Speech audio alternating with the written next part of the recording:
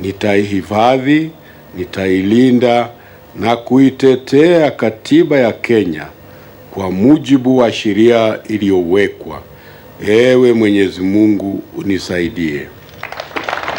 Against a dense atmosphere of wrongdoing, Mwai Kibaki hurriedly swore himself president at an event that competed with a fast-setting nightfall. Events followed in quick succession. You and I know what has happened in the last election. Where ODM had won, we did not hear anybody complaining. If you doubt us, you know where to go. A chaotic tallying, muddled figures, an oath, and then eruption of violence.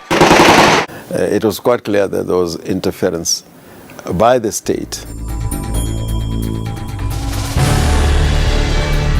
Former Cabinet Minister Franklin Bate was with Raila Odinga during the tallying and after the announcement of the results. Yeah, that Kivuitu man, the one who was saying the results are being cooked somewhere. And he made a very good statement that the results are being cooked somewhere. It was so bad to come out of him, but he made it. So he knew it was being cooked. We stood there kidogo. We didn't have space on the other side. So some of us were standing behind the electoral body.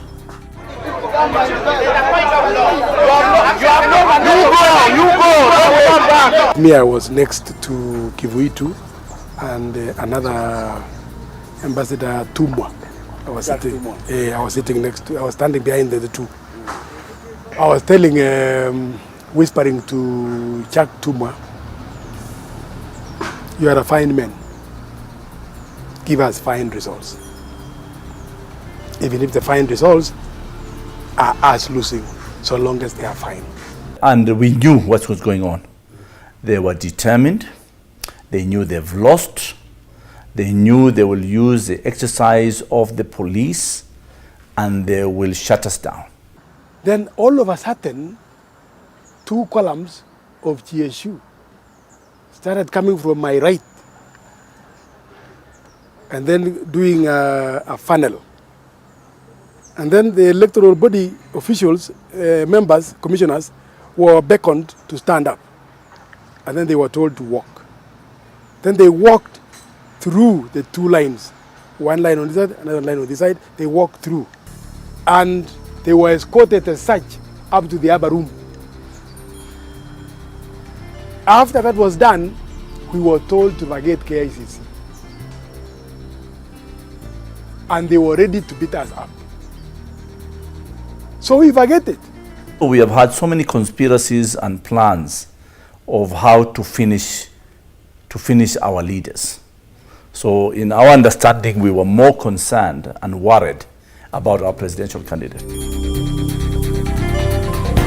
Lights were switched off at the KICC, and what followed was the shutdown of independent broadcasters. The chairman of the then Electoral Commission, ECK, the late Samuel Kivuitu, was escorted by state police to State House, where then Chief Justice Evans Gisheru had already been summoned to conduct the sunset rituals.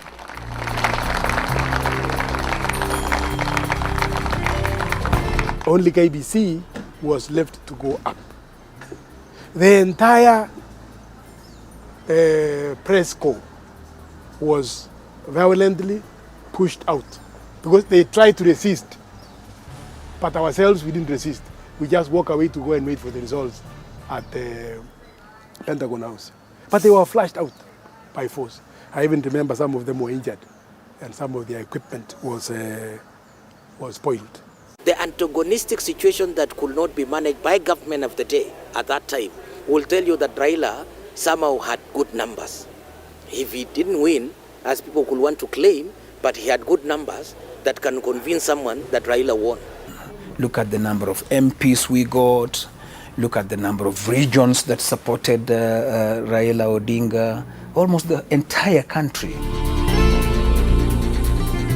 At that time, Kenyans eagerly waited for Kivuitu's voice. We didn't take long. At Pentagon House, watching those screens we had fixed up there. The announcement came. Kivuitu announcing the winner is Mwai Kibaki. The entire Pentagon House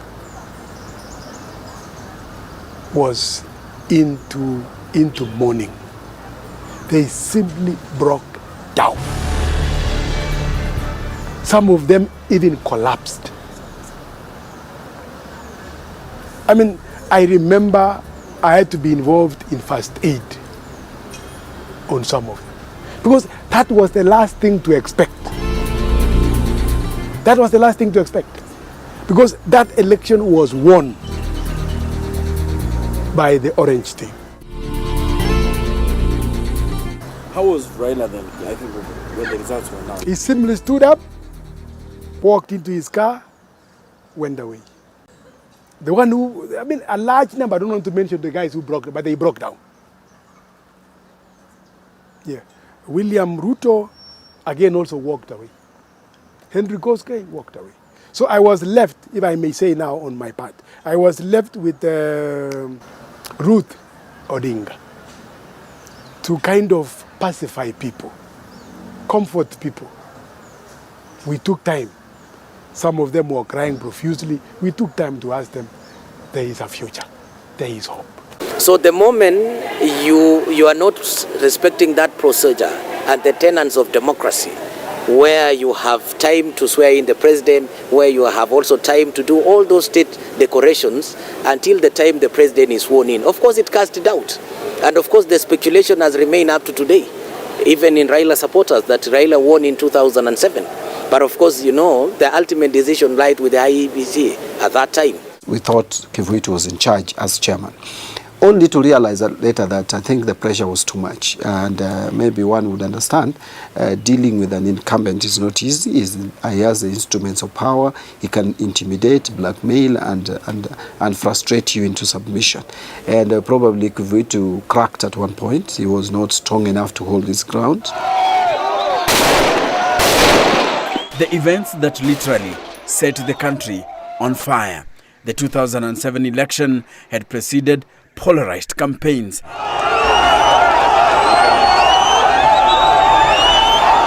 that projected President Mwai Kibaki headed for a big loss after losing large parts of the country that had propelled him to the House on the Hill 5 years earlier.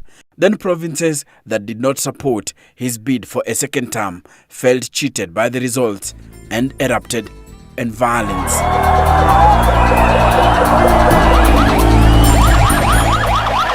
Disagreements between Odinga and Mwai Kibaki started immediately. The former Odinga MP was elected Kenya's third president, and the NAG government formed in 2003.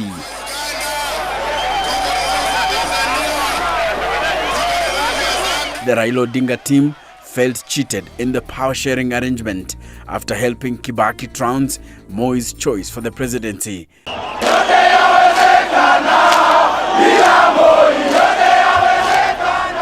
The MOU was very clear, and I was in that night discussion where who will become the prime minister.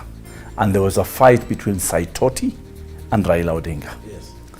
And it was so bad until Raila Odinga gave up and said, it's not about being a prime minister, it's about getting Moi out. And because that was the rallying call, everybody submitted to Raila Odinga being the nominee of LDP to be the prime minister.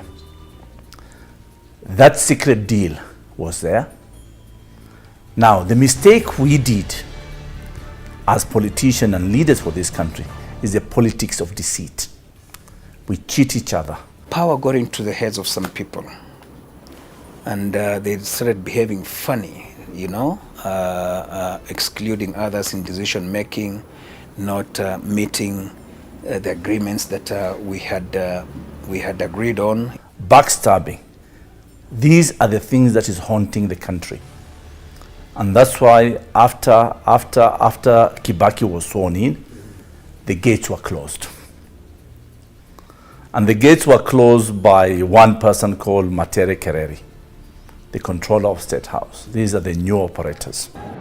Nitatenda kazi zangu za urais wa Jamhuri ya Kenya. Upon assuming the presidency in 2003, Kibaki's wing transformed and departed from the pre-election pact.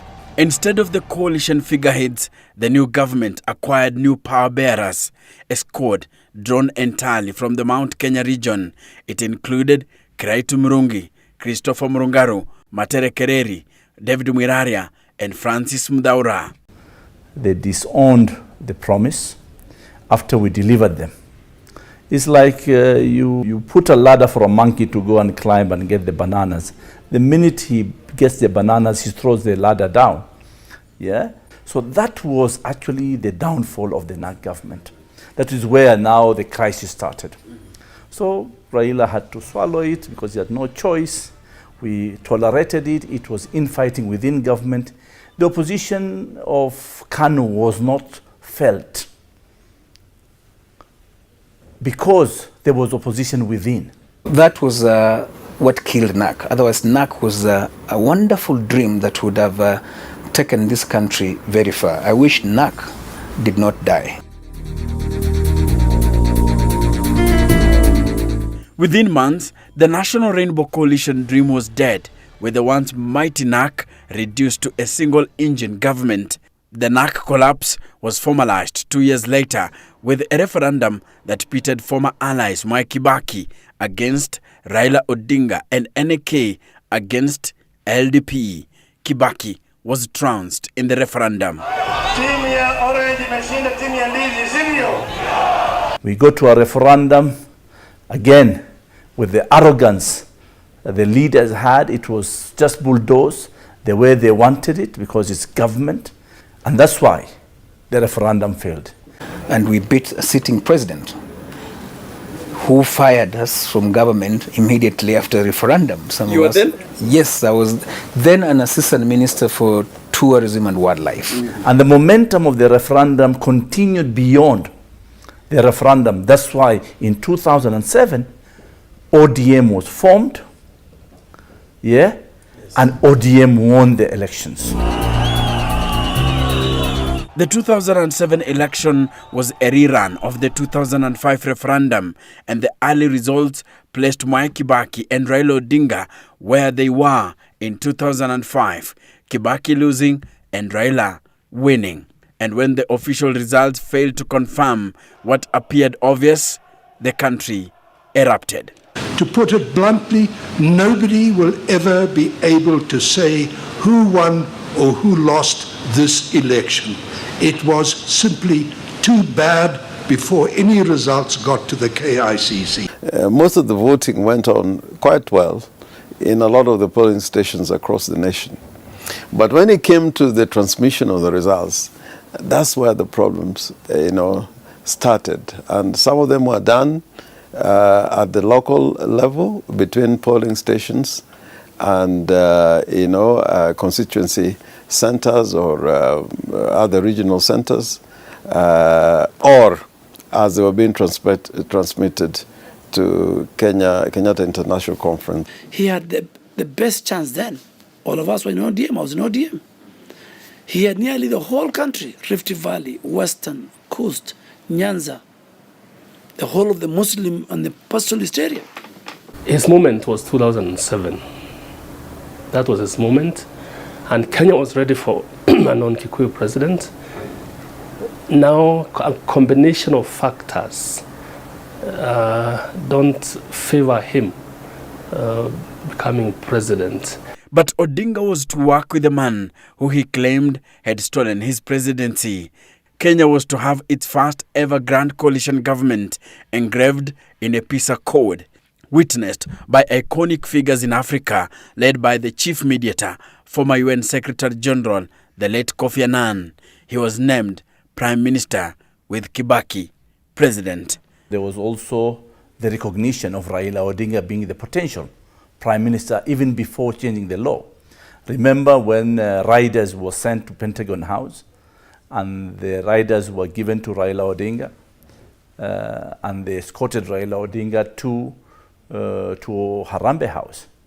Unfortunately, fortunately, I was in that car. I was with Raila Odinga in the car. And we came out to Harambee House. Unfortunately, we didn't have a formal appointment with President Kibaki. When we reached there, Kibaki refused to see us. I told Raila Odinga, maybe we don't deserve to be given the riders before the deal. But Raila Odinga felt he was entitled to those riders. I started becoming disappointed because it was not about riders that we fight to be in leadership. It was about the people of Kenya. From that time, we knew we had a raw deal. If he was focused on power, then there would have been no deal, because the position that we took at the beginning was that we had won the elections and Raila should be declared the President of the Republic of Kenya. And the worst scenario for us was a repeat election. Worst because we only two scenarios. Raila's announced, and our second option was that we should go back for elections. It was necessary to go into that deal because the entire clout of the international community, either as expressed through the African Union, the United Nations, and the United States of America, European Union, all of them wanted Raila, to accept a deal. But the Grand Coalition was not an easy marriage, complete with echoes of the MOU failure 5 years earlier, as President Kibaki held on to key ministries. If Kibaki and the PNU behaved properly and accepted the terms and the position of the Prime Minister as set out in the law and in the Constitution, things would have gone a different direction. Kenya would never had a situation where an election still becomes a problem. Despite the wrangles, the Grand Coalition government went on to deliver growth and significant political developments, including the promulgation of what was considered the most progressive constitution in 2010. With Kibaki heading into retirement, the Grand Coalition government acted as Raila's launching pad for the next election. But the dynamics were shifting, and none so dramatic than those occasioned by the International Criminal Court indictments of then Deputy Prime Minister Uhuru Kenyatta and Raila's one-time sidekick, William Ruto. And I will say, by the way, that all these things, had Raila handled it properly, had Raila been a bit patient, we did not have a candidate.